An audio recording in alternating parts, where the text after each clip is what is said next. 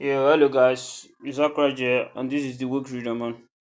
So I'm gonna be analyzing GBPJPY only today because I just added Euro USD, USD, and USD card to my arsenal. Let me put it like that. So I'm going to add analysis for the rest later, but we're still gonna stick to analyzing GBPJPY doing the weekly analysis only for now. So if you can also me to be analyzing the other pairs also, you can drop your comments in the comment section, both on TikTok or on YouTube or some. So anyway you see the video, can please drop your comments in the comment section. So let me just kind of clear my charts. These are the last week trades. I think I've dropped the trade recap already. So let me just like remove all these um all these drawings, and let's start from a weekly. Oh, I wanted to do something. No, okay. I wanted to remove all these drawings. Like yes, okay. Remove all objects. So let me go to the weekly time frame. Start from the weekly. So as you all know, this month is ending soon. Like that, today is 28th, I think. So this month is ending like very soon. So my main target to remain this weekly supply zone at this point. That's where I'm still targeting price to reach. For the meantime, maybe for this month, basically if we could reach there or by next month, I don't know. So as you all know, wait, GJC kind of bullish, it's still bullish, it's still bullish. Though what happened throughout that week was we have a body close over this body. You get, we have body closure of last week candle over the upper week candle. So we have the closure above it. So let's go to daily time frame. Not too much on the weekly. So like GJ is still bullish. It's still bullish. But what I can see here is like GJ is currently at a supply zone here, which is this. It's currently at a supply zone, but I want price to push through it basically. Yes, other blockade. So just remove this. I can see on the daily candle, this the last day of the week close above the former day. Like the candle on Thursday was bearish candle, which on Friday was bullish, which closed above the Thursday candle, which closed above it. So nothing much here also.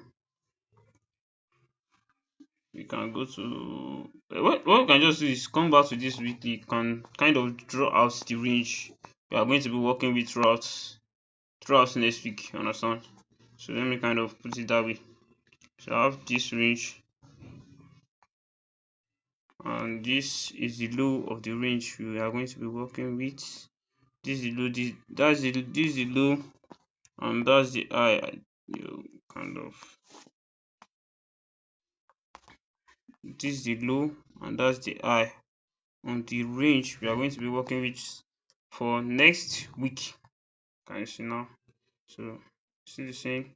Let's go to 4 hours. Nothing much on the daily time frame to talk about. So on the 4 hour, let's just like what's going on currently. So on the on the 4 hour time frame, I could see this place. Nothing much to talk about from this place. I don't think. Not so much to talk about, but I see this eye as an undisturbed draw on liquidity because this bearish candle didn't sweep this eye before closing below. So this is an undisturbed draw on liquidity. Like price seeks an eye a high with undisturbed run liquidity. So I'm still expecting price to go above this high. So I don't think anything is stopping price from going up from this point. At least I think I marked this supply zone on the 4 hour last week. Yeah, I think price is still currently inside of it. I think that's kind of okay. Price is still currently inside, and we see the reaction from this supply zone here. I think, yeah, from this supply zone you can see the reaction, but I'm still expecting price to go above. Yeah, I'm still expecting price to go above. Never know what you can never tell what price can do next week. Yeah, so on GJ next week now, it might be bearish or bullish, depends on what Monday brings when the market opens. So this is demand zone. Let me just, oh no, let me remove it. I can see this place as a break of structure. I see this as a break of structure.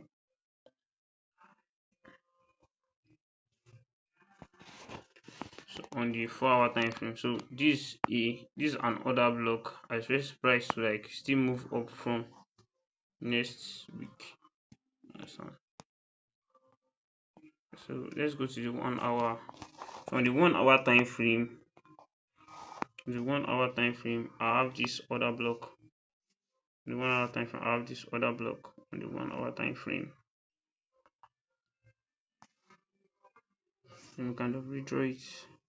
I have this order block on the 1 hour time frame. We might still push price up basically. Yeah. But I'm still this one thing is, you see, at this point here now, I'm a kind of a dynamic trader, you understand? So I react to what the market shows me. As you can see now, this is the high. This from this looking at this range now, this is an high here, and this is a low created by this high. It's kind of, let's say, this high come here, create this high, come back down, create this high. It's just like a range. So this, I can see this as a, let me say, a change of character basically. It's like a big change of character. So what we can expect from this point is possibly if price comes into this order block here, this bearish order block here, like something like this. Let me just find the path to. Let me look for the part two. Now,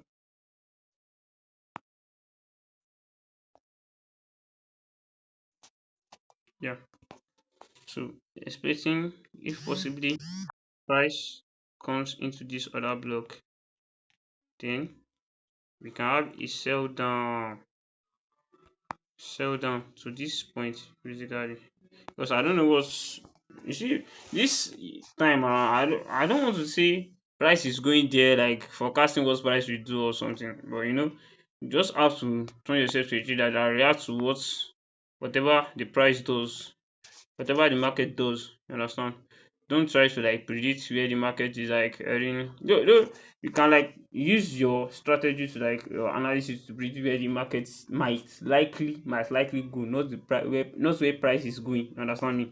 Try to understand that English clearly. Not like predicting where prices go, but where price might likely head to. You understand? So this one is on this 1 hour time frame now. I usually take trade from 1 hour, 30 minutes or 15 minutes, but basically like, most of my trade was 15 minutes.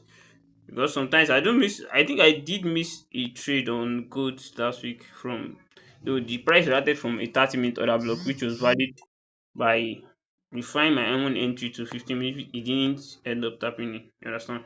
And the price moves up, reached my target, you understand? I didn't even take the trade initially. I didn't end up taking the trade. I took GBPJPY from this, from somewhere here, I think, so what we might be expecting was a set down here, maybe a set down to this demand zone down here on the 1 hour time frame. Let me go to the time in 30 minutes and see what's going on in 30 minutes time frame. Yeah, on the 30 minutes time frame, I'm seeing something else. Yeah, I'm seeing something else, because if you look at this if you look below here, below this other block I drew on the 1 hour time frame, because there's something called imbalance. What's one of the things that makes an order block valid? If you have imbalance close to that other block. So if you look at this other block below here, we still have a smaller imbalance close to it. This makes it a valid order block, let me say, to a degree. So I might have this other block, but kind of refine it to 15 minutes basically. So we still have this other block below here. So, and if you look at this other block above here, there is no liquidity protecting it. You understand?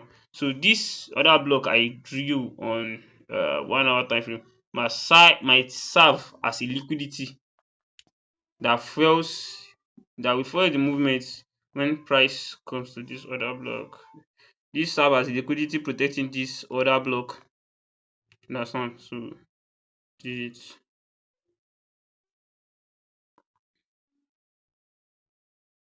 So this, like, if price is still, if GJ is still going to buy, so this will be the other block I'm buying from. So possibly on Monday when markets open, it sell down from this.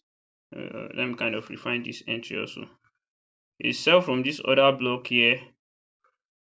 You understand? It sell from this point. It sell from this other block here to this, to possibly buy from this demand zone. This buy order block are this are below here. So that's my bias on GBPJPY. Let me kind of refine my entries to 15 minutes, I think.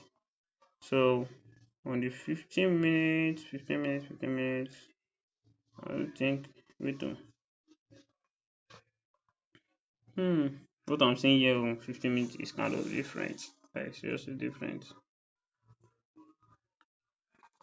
It's different, entirely different. Like, seriously. On the 15-minute time frame, this showing that there is no imbalance here on the 15-minute time frame. It's showing no imbalance. But what we can do is, let me put it this way. This other block I drew on 30 minutes is showing no imbalance here. But price might still come down there. This is the only other block I have for the moment that has imbalance very close to it. This point here. So on the 15-minute time frame, this is the only place I have that's imbalance close to it. So that's what I say. Don't try to like predict where price is going. Just react to whatever price does. So one thing I can do here is, with this kind of scenario, is I kind of wait for a confirmation to enter into the market for any like possible buy or sell. But this sell here, is the kind of, let me just put it this way. This sell here is the kind of still okay. If price could like give me a, no, not really, I can use a confirmation entry though to sell down from this point. But one thing is certain, that price still has to like come down, like reprice down before going up if it's still going to buy. Understand? So I think that's all for now on GBPJPY. That's all I could see now for GBPJPY. I don't think any other block is down here that has not been mitigated. All the other block I have here has been mitigated. Yeah, they've all been mitigated. This is the only place I can see that there's still imbalance. This is what I'm saying. This is what I mean by imbalance, or AVG. Some people see it as an AVG. Can you see this week? From this week here to this week here, can you see there is still an imbalance left that price needs to fill to fuel its movement. You understand? So what price is basically seeking is like, price is seeking liquidity and repricing to balance price. Just like a basic like supply and demand stuff. You understand me? So I think that's all for now on GJ. So possibly, let me just mark it as a change of character. So what my expect is sell down from this point to basically here, or this point here now. So this my kind of like I don't want to say I'm gonna take trade. I might not even end up taking trade from GG next week. I don't know because I've done my analysis on gold and other pairs, but I see more of like take more trades on GG than other pair because I started trading with GBPJPY. Not like I started trading basically with GBPJPY, but after some time I started to see like profitability in my trading was when I stick to GBPJPY only. You understand me? So like this year now I've kind of like passed accounts phase one, phase no recently like this I've been like failing my accounts from phase two. And it's not because like doing what I basically do wrong most time is like maybe over trading, not being patient most of the time. That's what make me blue accounts most of the time. So which I'm still trying to figure out. Yeah, still trying to figure it out. Hmm. Trading is a long journey. It's not something like a get rich quick scheme. You understand me? So you can't just get rich quick overnight. It takes a long process. Let me say it might be long for some people and short for some people. I don't know. It depends. Like it might be long for some people, it might be short for some people. So I think this is my second year in trading. Yeah, this is my second year. Just 2 years in trading now. This is my second year. So yeah, thank you very much for tuning in. I'm Akrach and this is the Woketrader. Share, like, and subscribe.